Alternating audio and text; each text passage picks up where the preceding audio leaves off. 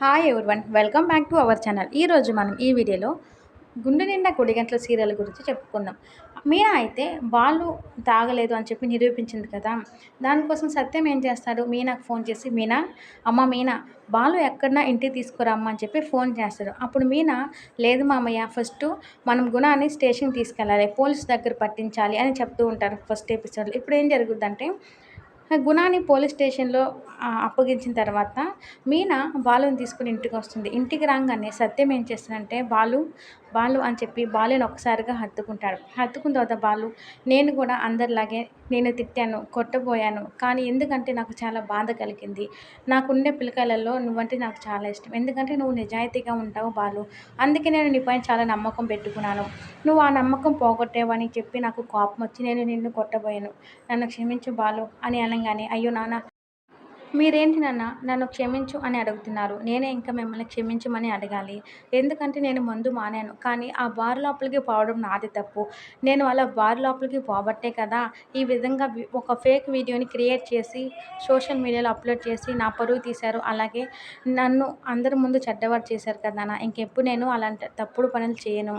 అలా ఎవరైనా సరే బార్‌లోకి తోడుకి రమ్మన్నా కూడా నేను పోను నాన్న అని చెప్తూ ఉంటాడు బాలు. తర్వాత ఒక ప్రభావతి, రోహిణి వీళ్ళందరూ ఆశ్చర్యంగా చూస్తూ ఉంటారు అతని సైడు. మనం ఎంతో సంతోషపడ్డామో, మన సంతోషమంతా ఒక్క రోజుతోనే ఆగిపోయింది. మళ్ళీ ఈ బాలునే ఇంట్లో నెగ్గుతున్నాడు అని మళ్ళీ బాలు పైన కుట్ర చేయడానికైతే రోహిణి భర్త ఆలోచిస్తూ ఉంటారు.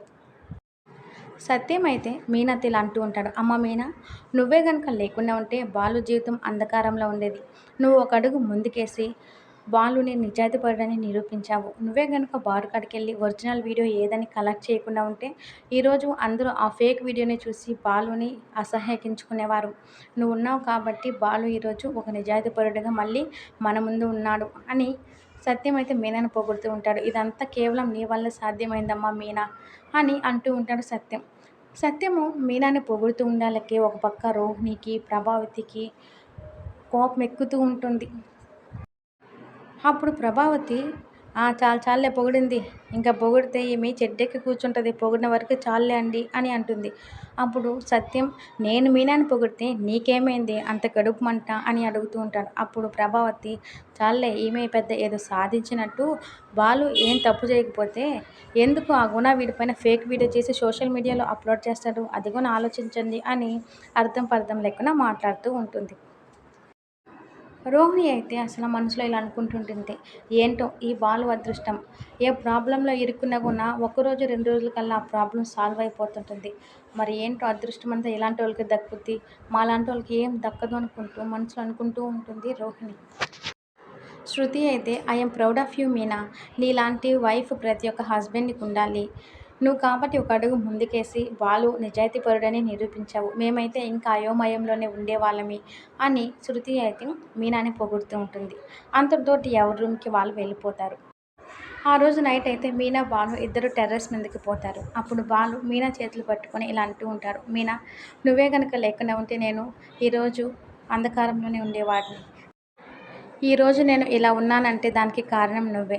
మళ్ళీ మా నాన్న నాతో మాట్లాడారు అంటే దానికి కారణం కూడా నువ్వే మీనా. చాలా అంటే చాలా థ్యాంక్స్ మీనా నీకు అని చెప్పైతే మీనాని హగ్ చేసుకుంటాడు బాలు. ఆ సంతోషంలో బాలు మీనాని ఎత్తుకొని తిప్పేస్తూ ఉంటాడు. అప్పుడు మీనా, అయ్యో వదలండి, నాకు కళ్ళు తిరుగుతున్నాయి అని అంటూ ఉంటుంది మీనా. బాలు మీనాకి మాటిస్తాడు, మీనా, ఇక జీవితంలో నా వల్ల నీకు ఒక చెడ్డ పేరు రాదు. నా వల్ల నువ్వు ఇంకా బాధపడాల్సిన అవసరం లేదు. నేను చాలా జాగ్రత్తగా ఉంటాను. ఇంకా ముందు జోలికి పోను.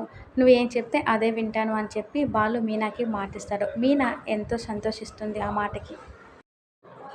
Thank you for watching friends. If you like this video, please don't forget to like, share, comment and subscribe for more videos.